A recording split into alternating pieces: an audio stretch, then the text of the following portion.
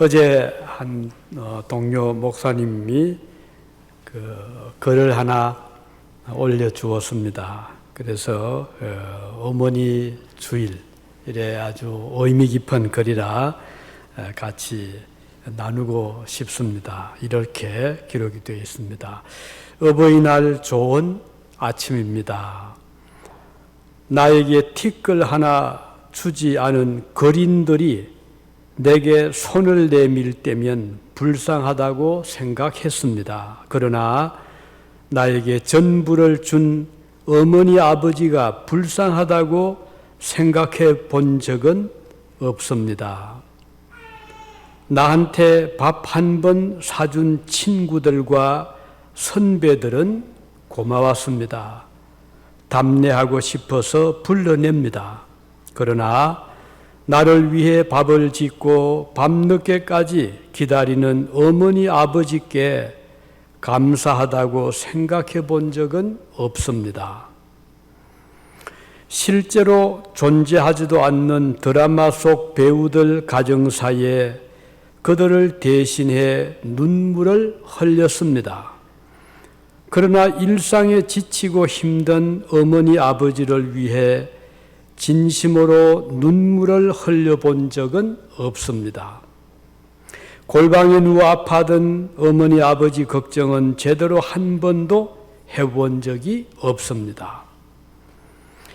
친구와 애인에게는 사소한 잘못 하나에도 미안하다고 사과하고 용서를 구했습니다. 그러나 어머니 아버지에게는 잘못은 셀 수도 없이 많아도 용서를 구하지 않았습니다. 죄송합니다.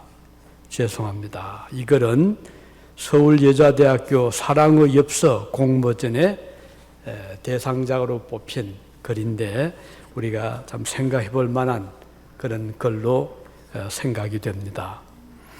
우리 오늘 어머니 주일을 맞이해서 우리 마음에 와닿는 한 글귀를 같이 읽어보고 싶습니다. 한시 예전에 실려있는 종자와 고어라는 효성이 지극한 두 사람의 말을 이렇게 우리에게 전해주고 있죠.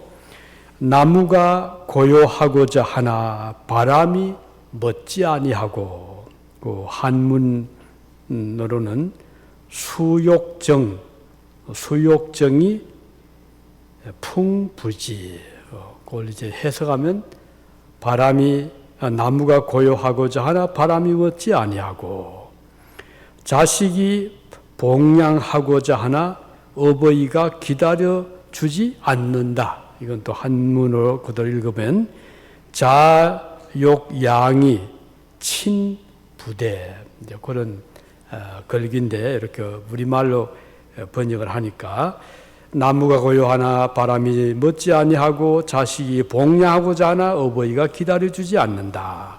우리 아마 여러분 들어보셨을 겁니다. 솔로몬도 그의 잠언서 23장 25절에 이렇게 기록했죠. 내 부모를 즐겁게 하며 너를 낳은 어미를 기쁘게 하라. 이렇게 말씀을 기록하고 있습니다. 미국에서는 5월 둘째 주일을 어머니 주일로, 어머니 날로 지키고 있죠. 그 유래를 보면 꽤 오래 전이죠. 1900년대 초 미국 버지니아주 웹스터라는 곳에 앤마리 자비서라는 한 여인이 살았습니다. 그는 열심히 살았고 또 사회 좋은 일도 많이 했던 사람으로 알려지고 있습니다.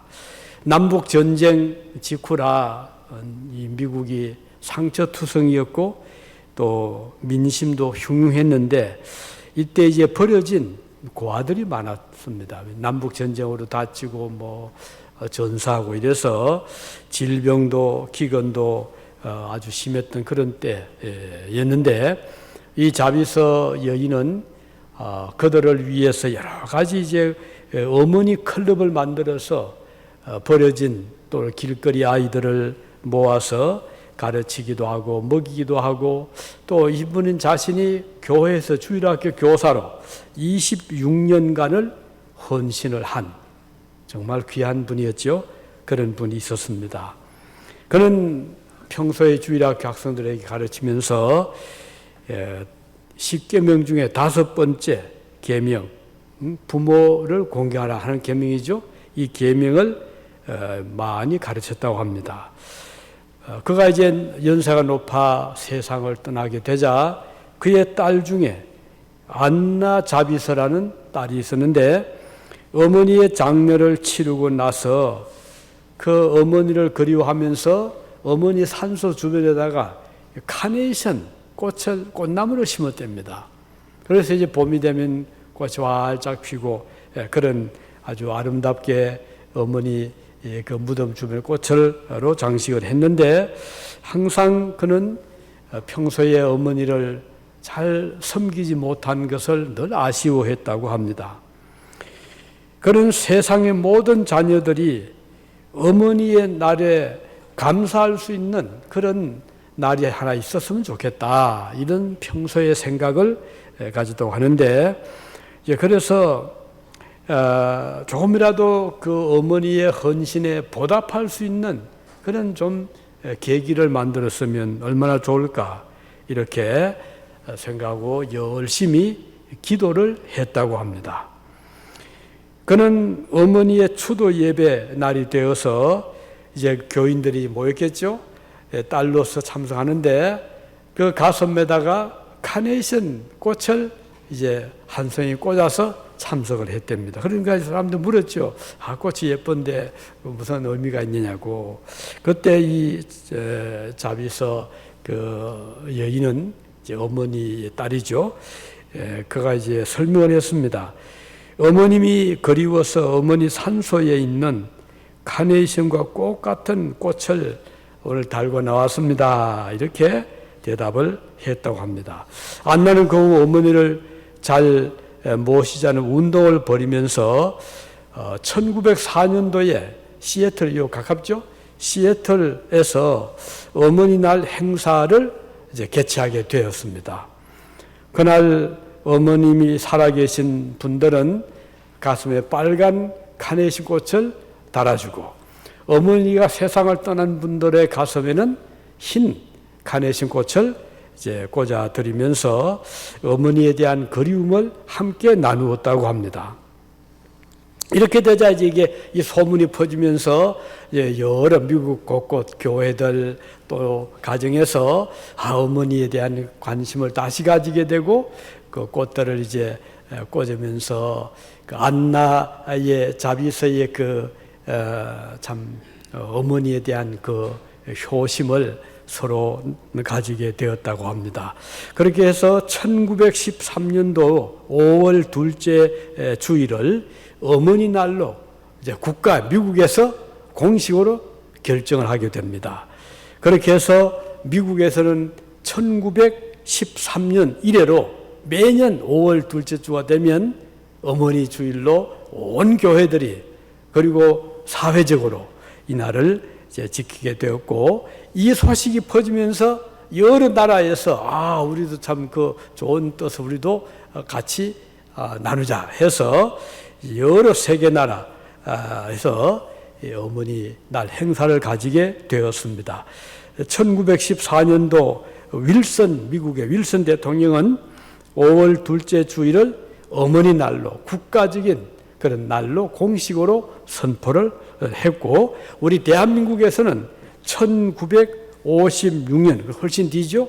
56년 6.25 사변 후지만 5월 8일을 어머니 날로 지정을 하고 그래서 이제 그 학교에서 또는 뭐 교회에서 또는 사회적으로 카네이션을 서로 나누고 또 어머니 가슴에 따라주고 이 날을 기념을 하게 되다가 1974년에는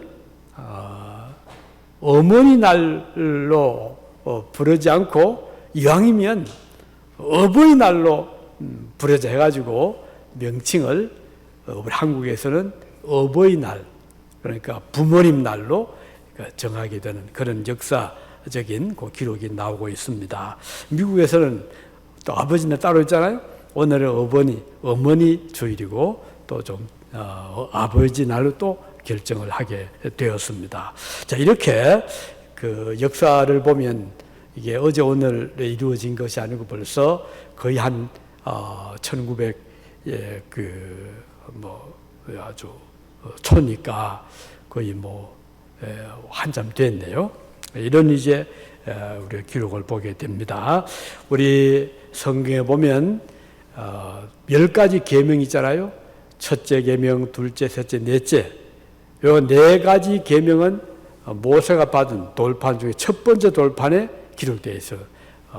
내 하나님을 공경해라, 우상을 섬기지 말아라, 안식일을 지키라, 하나님을 망인들 일으키지 마라. 이렇게 4가지가 한 돌판에 기록되어 있고, 두 번째 돌판에 그거는 5째부터 10번째까지. 근데 5번째가 두 번째 첫 번째 계명이죠.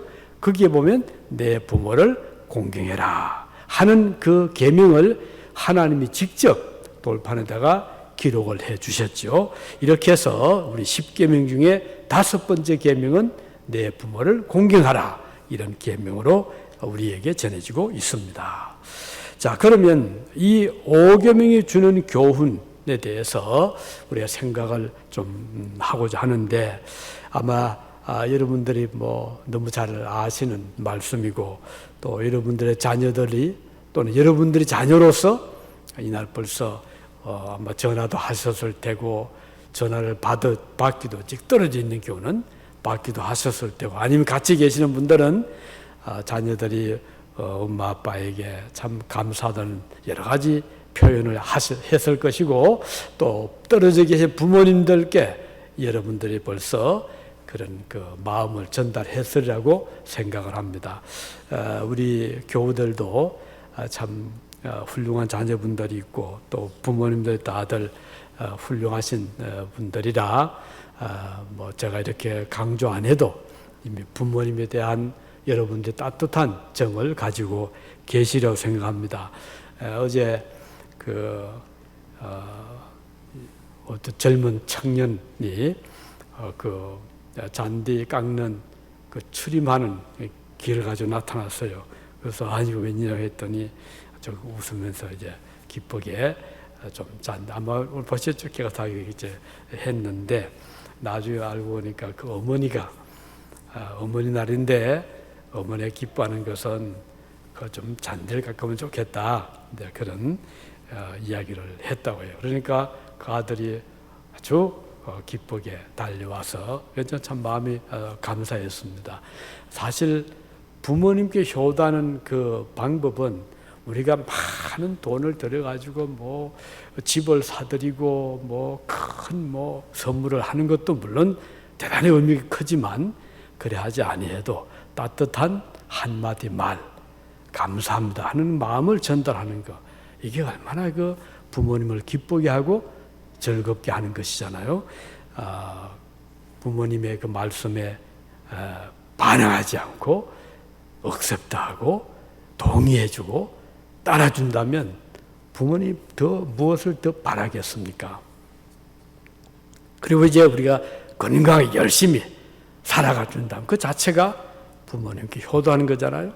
요즘에 그렇지 못한 경우들 많이 있잖아요. 여러 가지 사회가 힘들다 보니까 스트레스 많이 받고, 그러다 보니까 짜증도 내게 되고, 또는 부모님께 반항하기도 하고, 이제 그런 여건들이지만, 이런 가운데서 우리 그리스도인들이 그걸 잘 소화시키면서 그 부모님의 마음을 기쁘게 해주는 한마디 말 또는 따뜻한 마음을 우리 전달하면 또 그것만큼 소중한 그런 효행이 없을 것입니다. 어느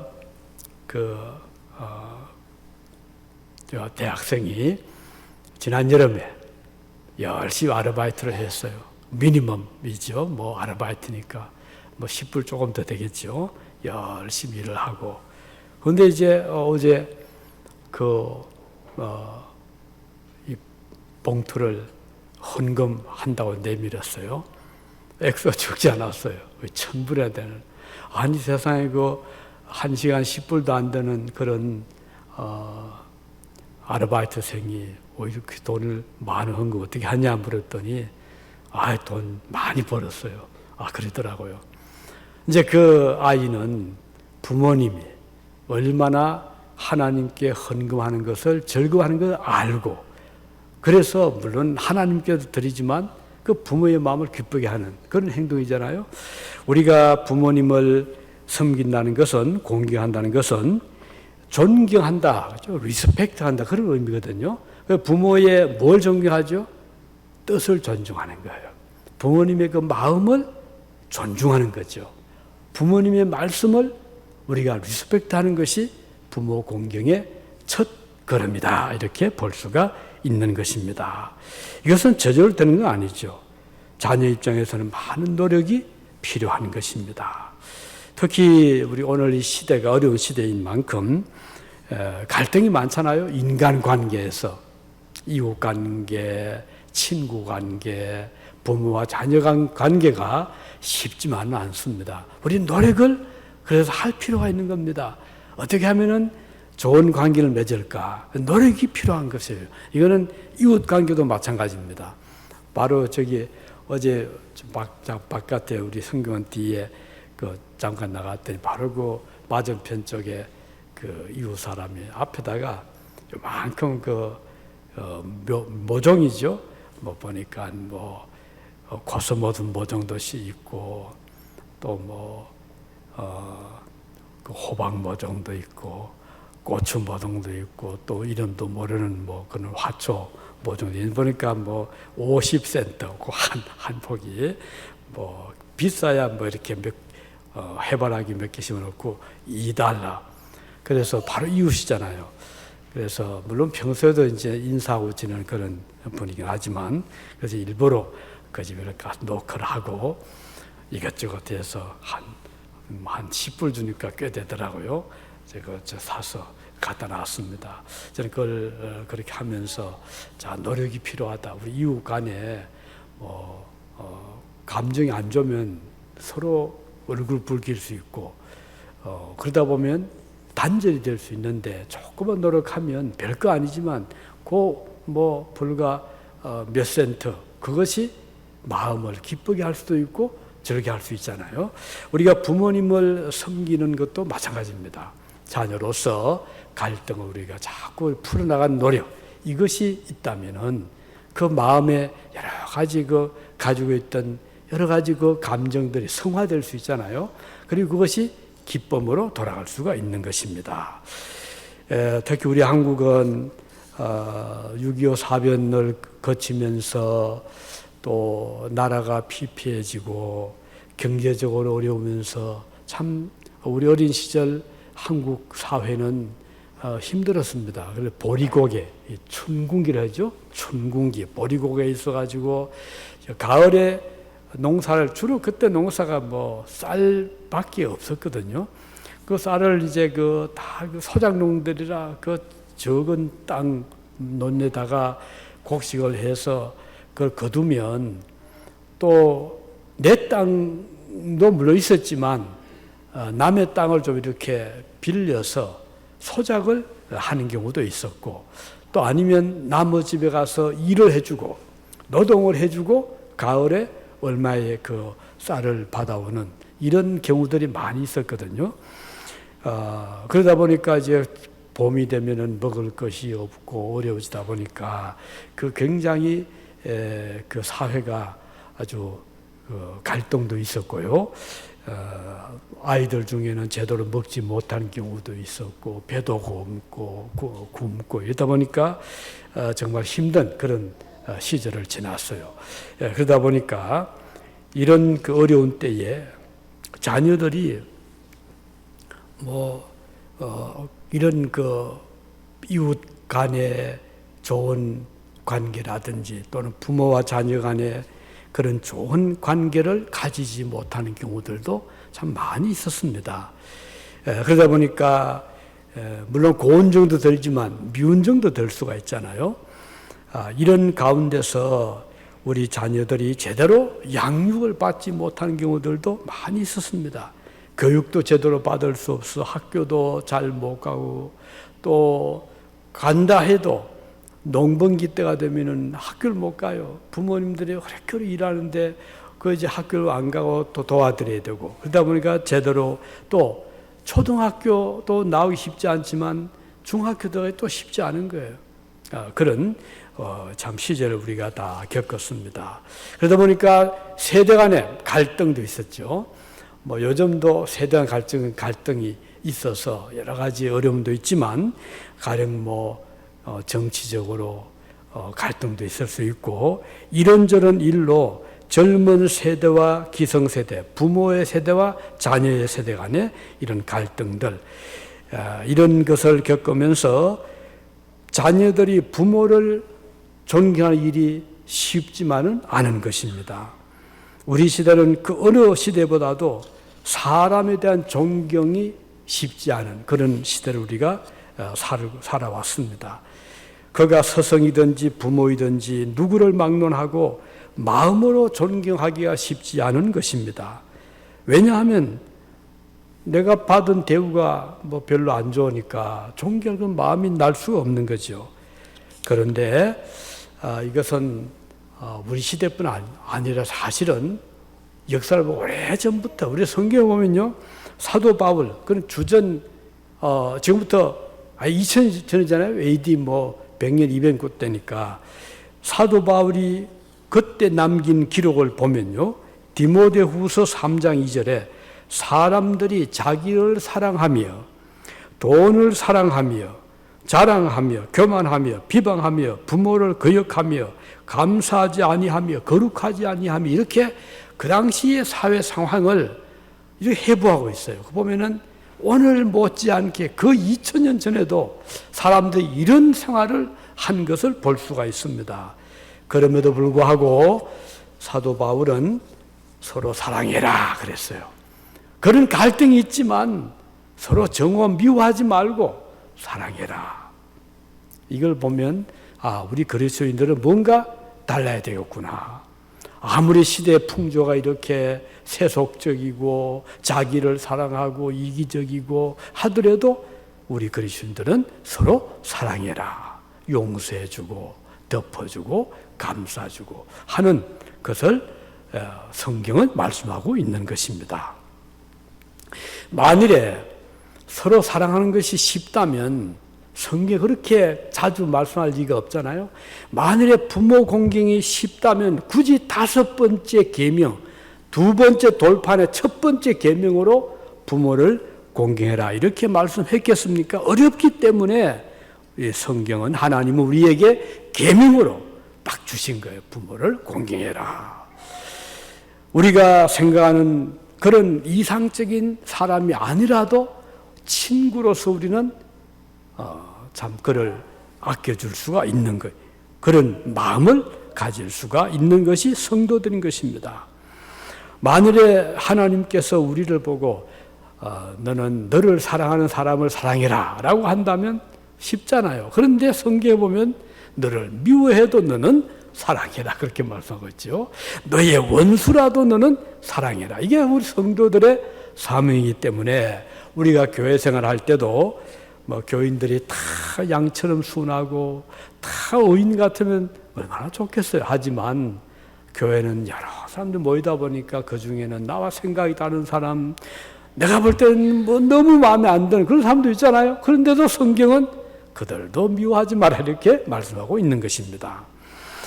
만일에 우리를 사랑하는 사람만 사랑한다 하라면 얼마나 좋겠습니까? 그래서 우리 어머니날을 맞이해서 하나님의 계명은 내가 때로는 불만스럽더라도 내 마음에 안 들더라도 이웃을 사랑하고 친구를 사랑하고 교우를 사랑하고 부모를 공경해야 되겠구나 하는 것을 알 수가 있습니다. 자, 그러면 왜 이 5계명을 말씀하시고 이 5계명을 지키는 자에게 하나님이 어떤 약속을 주셨는가? 이게 중요한 거거든요. 어렵게 우리가 계명을 지키잖아요. 그러면 우리에게 어떤 결과가 오는가 하는 것입니다. 그런데 여기 보면 이 계명을 주신 목적은 하나님이 우리에게 복을 주시기 위함이다 하는 것입니다. 이 계명을 지키는 자에게 하나님이 반드시 주실 축복을 약속했습니다. 계명을 지키기 어려운 만큼 약속이 큰 것이에요. 힘든 만큼 결과는 좋은 것이에요. 그것이 뭐죠? 장수할 거다. 그 말은 오래 살게 하겠다. 오래 살기, 장수의 축복. 두 번째는 흥왕하게, 아주 프로스퍼, 아주 번창하게 하겠다 그 뜻이거든요. 그래서 신명기 5장 16절에 다시 말씀합니다. 너는 내 하나님 여호와께서 명령한 대로 내 부모를 공경하라. 그리하면 내 하나님 여호와가 내게 준 땅에서 내 생명이 길겠고 오래 살겠고 그리고 복을 누리리라. 야, 이만큼 좋은 복이 어디 있습니까? 오래 살게 해주시고 복을 누리게 해주겠다. 정말 귀한 일이죠. 우리가 오래 살고 싶다고 살 수 있다면 누가 오래 살고 싶지 않겠습니까? 그런데 세상은 그렇지 않거든요. 여러 가지 예기치 못한 사고도 나지요. 또 병도 들지요. 또 수명이 갑자기 어떻게 해서 잠자다가 아니면 멀쩡히 일하다가 하나님 불러가시면 우리가 어떻게 할 길이 없잖아요. 그런데 하나님이 보장해 준 게 있어요. 부모를 공경하면 내 생명이 길리라. 그 말은 오래 장수하게 해주시다 그 말씀이거든요. 그래서 우리 요즘 100세 시대인데 이런 모두가 다 백수하시기 바랍니다. 건강하게. 그러기 위해서는 우리가 계명을 잘 지키는 것인데 그것이 바로 내 부모님을 잘 섬기는 것이라 하는 것이 성경의 약속인 것입니다. 그래서 부모를 공경하는 자에게 주시겠다고 하신 이 약속은 약속이 있는 유일한 계명이다 하는 거예요. 다른 계명은 그런 약속이 없어요. 내 하나님만 공경해라. 그걸 딱 끝입니다. 우상을 섬기지 말아라. 끝입니다. 안식일을 지키라. 그런데 5계명은요. 그리하면 부모를 공경하면 내 생명이 길겠고 장수하겠고 흥왕하리라. 얼마나 좋은 복이에요. 그래서 우리가 부모님을 잘 섬기면 그 복이 우리에게 온다 이 말이에요. 물론 부모님도 얼마나 기뻐하시겠지만 그 축복이 나와 나의 후손들이 온다 이런 뜻이거든요. 그렇기 때문에 우리는 기쁘게 이 계명을 잘 지킬 수가 있는 것입니다. 이 잘된다 이 말은 복되다 그 말이거든요. 복이 온다 그 말입니다. 어떻게 들어와도 복을 받고 나가도 복을 받고 일을 해도 복이 들어오고 그거 하는 모든 일에는 황금손처럼 손을 대면 막 복이 온다 이 말이에요. 일어서서 복을 받고 누워서도 복을 받고 누구에게? 부모를 공경하는 자에게. 그래서 이 지상의 축복뿐 아니라 영원한 하늘의 축복까지 받게 된다는 것입니다. 사도 요한은 그의 서신에 요한 서신이죠. 거기 보면 사랑하는 자인 내 영혼이 잘됨 같이 내가 범사에 잘되고 강건하기를 내가 간구하노라. 자, 범사에 잘되는 축복, 강건한 축복이 임한다. 바로 그런 복이 효자, 효녀들에게 임하게 된다는 것이 하나님의 약속입니다. 요즘처럼 질병이 얼마나 두렵잖아요. 요즘 인도 소식 듣고 계시죠? 하루에 그 확진자가 24시간 만에 40만 명이 막 돌파하는 그런 나라가 지금 인도입니다. 얼마나 두렵잖아요.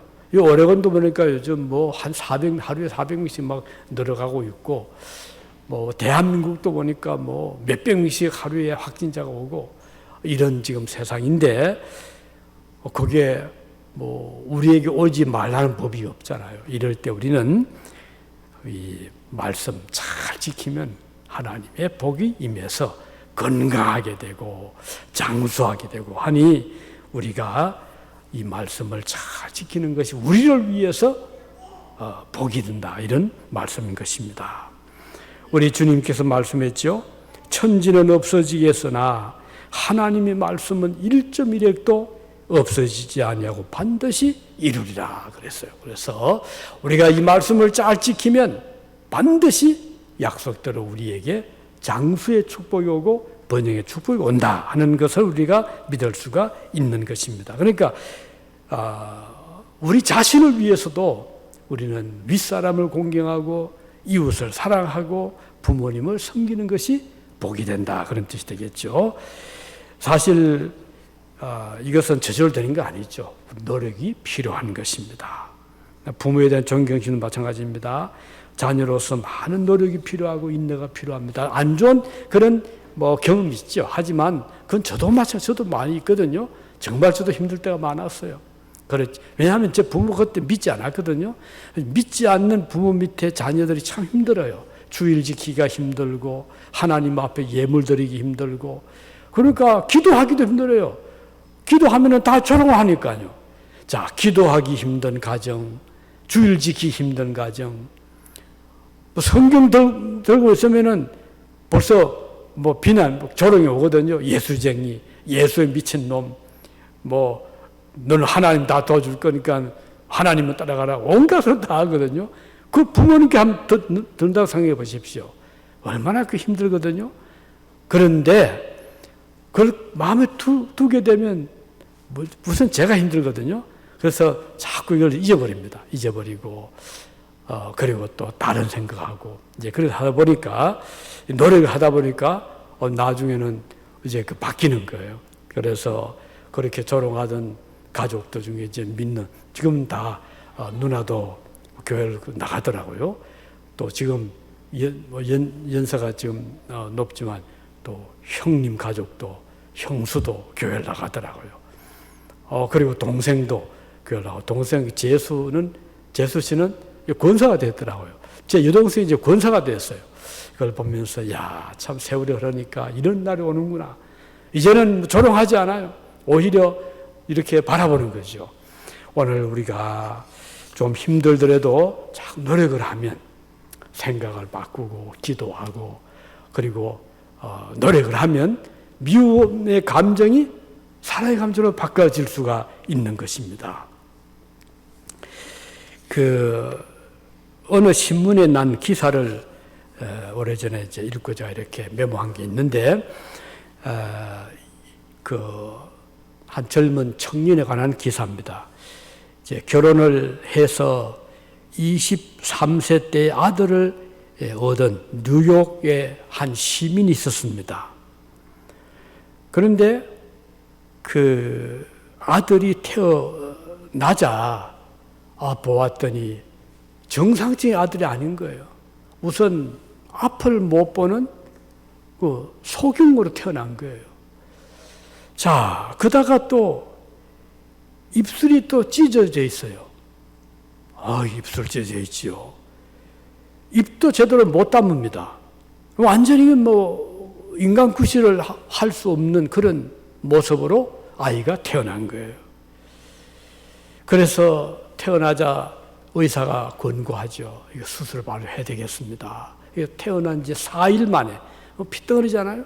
4일밖에 안 된 아이를 수술대에 얹어놓고 그 수술을 했는데도 불구하고 눈이 회복이 안 되는 거예요. 회복이 안 되고, 그리고 모습은 참 인간답지 않은.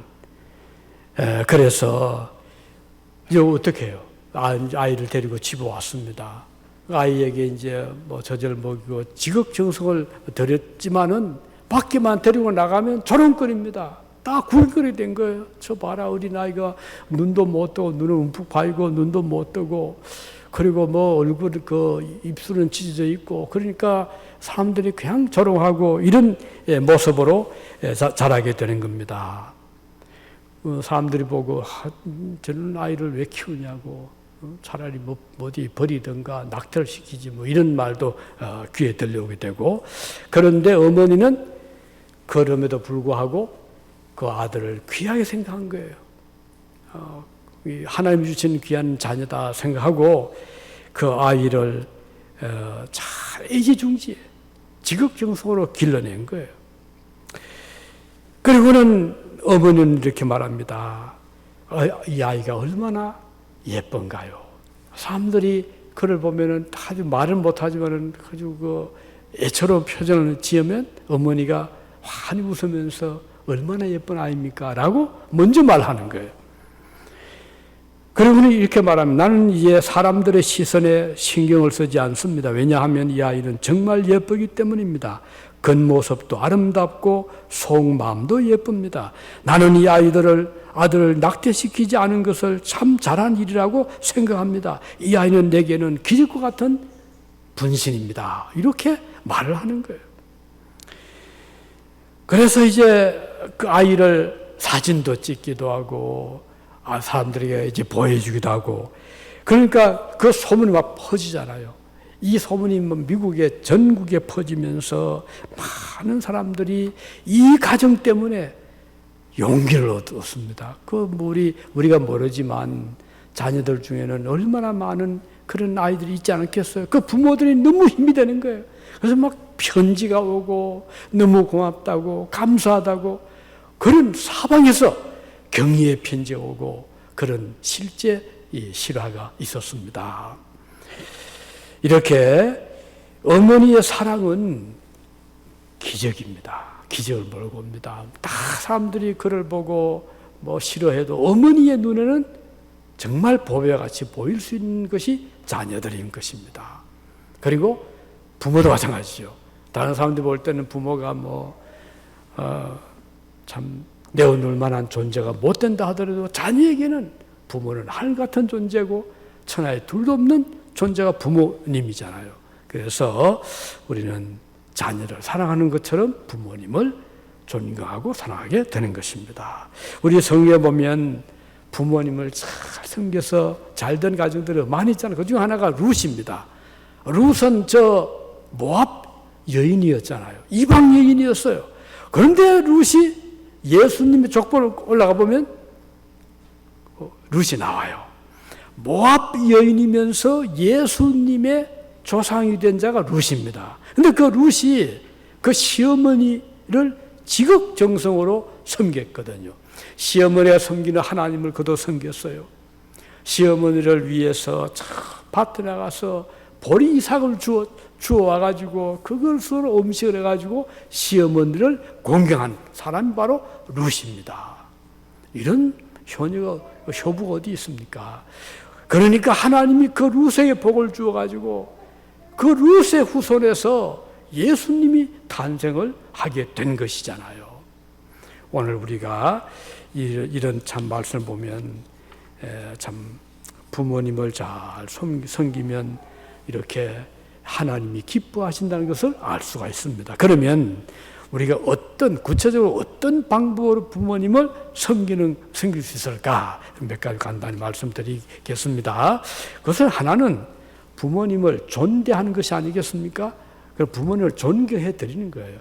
부모님이 좀 생각이 다르고 어떤 때는 내가 판단할 때는 말도 아닌 그런 말씀을 하신다 하더라도 그걸 무시하지 말고 귀담아 듣고 한 번 더 생각을 해보고, 이것이 바로 부모님의 인격을 존중하는 것이고 매사의 부모님의 존재를 인정하는 것이 될 것입니다. 어떤 중요한 일을 결정할 때 혼자 다 결정하고 그렇게 하지 말고 부모님의 의사를 들어보는 거예요. 저도 자녀들을 기르면서 아이들이 질문하면 참 좋잖아요. 그런데 어떤 경우는 아무 상의도 없이 결정할 때가 있거든요. 그러면 좀 서운해요. 그래, 다 좋은 결정이지만 미리 좀 얘기해주면 얼마나 좋았을까. 나도 좀 거기에 좀 관심 가지고 기도도 하고 할 텐데 딱 결정하고 나서 결과만 딱 말할 때 좀 어떤 때는 마음이 좀 서운할 때가 있더라고요. 이게 어떤 저뿐이겠습니까? 아마 여러분도 자녀를 기르다 보면 자녀들이 이렇게 와서 오인하면 참 보기도 아름답고 고맙고 느끼잖아요. 그래서 우리 부모님, 이 솔로몬도 그랬어요. 솔로몬이 왕이었지만 그 솔로몬은 어머니와 상의를 많이 했어요. 그 의논을 했어요. 열왕기상 2장에 보면 왕이 된 아들 솔로몬이 어머니 이렇게 말합니다. 내 어머니여 구하소서. 내가 어머니의 요청을 거절하지 아니하리이다. 그는 어머니 요청을 후하게 들어드리려고 그렇게 부탁을 한 것이죠. 또 요셉도 그렇지. 애굽의 총리 요셉 보세요. 요셉이 나중에 연로한 아버지를 모시고 왔잖아요. 형제들도 왔습니다. 그 형제들이 얼마나 요셉에게 못되게 했잖아요. 죽이려고 했지요. 팔아 넘겨버렸지요. 그럼에도 불구하고 요셉은 그 형제들을 다 포용을 했습니다. 그 아버지를 모시고 왔어요. 이걸 보면 참 위대한 사람이다 하는 것을 알 수가 있습니다. 그러니 아버지가 얼마나 기뻤겠어요. 형제들이 우애하니까 너무 기뻤던 거예요. 특히 요셉이 그 형님들을 품어주었을 때 아버지는 너무너무 기뻤던 거예요. 부모님이 기뻐하는 것은 형제간에 화목하게 지나는 겁니다. 요즘은 시대가 그렇지 못해서 형제간에 갈등이 많잖아요. 별거 아닌 거 가지고 형제간에 서로 등을 지기도 하는데 그 제일 마음이 아픈 자가 누구겠습니까? 부모님이 아니겠어요? 그래서 우리가 노력을 할 필요가 있습니다. 형제간의 우애를 지키고 서로 양보하고 서로 도와주고 그게 하나님이 기뻐하시지만 부모님들도 기뻐한다는 것을 우리가 알 수가 있는 것입니다. 이게 바로 공경의 의미입니다. 그리고 또 한 가지는 부모님의 뜻을 존중하는 것이겠죠. 에베소서 6장 1절에서 3절에 보면 자녀들아 너희 부모를 순종하라 그랬어요. 그 말은 부모의 말을 그냥 거절하지 말고 대처하지 말고 억셉트하고 순종하라 그런 뜻이 되겠죠. 마태복음 21장에 보면 두 아들에 관한 이야기가 나오는데 큰 아들은 부모가 시킬 때 대답을 해놓고는 그러면 말을 안 들었어요. 둘째 아들은 처음에 거절했다가 나중에 말을 듣습니다. 예수께서 이 두 아들 중에 누가 부모의 그 말을 잘 들었냐? 물론 둘째 아들이죠. 그래서 부모의 말씀에 귀를 기울이는 것이 바로 좋은 효행이다 하는 것입니다. 성경에 보면 순종하라, 복종하라 이런 말씀이 많이 나옵니다. 한 150회 정도 나온다고 하네요. 하나님께도 마찬가지죠. 하나님께 순종하는 거 하나님 기뻐하시고 부모님 말씀에 우리가 무조건 노하지 말고 다시 한번 되새길 수 있다면 부모님의 참 마음이 기뻐하게 될 것입니다. 자, 그리고 이제 다른 마지막 한 가지는 아무래도 부모님을 잘 섬기는 것은 부모님을 더 마음을 아주 편하게 해드리는 것이죠. 마음을 기쁘게 하고 편하게 해드리는 거죠. 불편하게 하지 말고 아주 마음이 편안하도록. 그래서 이렇게 잘하면 하나님께서 그 복을 자녀들에게 주신다 그런 뜻입니다. 물론 부모님이 필요할 때 이제 맛있는 음식도 드릴 수가 있고 또 좋은 그런 혜택을 드릴 수 있겠죠. 그것보다도 또 배려하는 마음, 부모님이 이렇게 하면 얼마나 마음이 아파하실까 배려하는 마음이죠.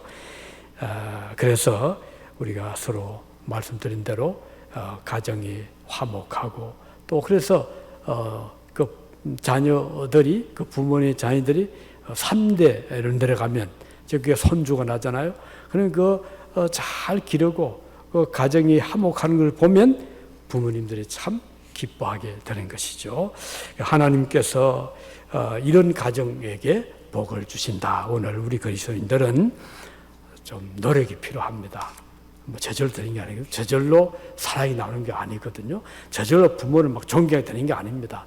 노력을 해서 조금 우리가 관심을 가져주고 그렇게 하면 그 가정은 그렇게 또 하나님의 축복으로 화목하게 되고 평안하게 되고 효도하게 되는.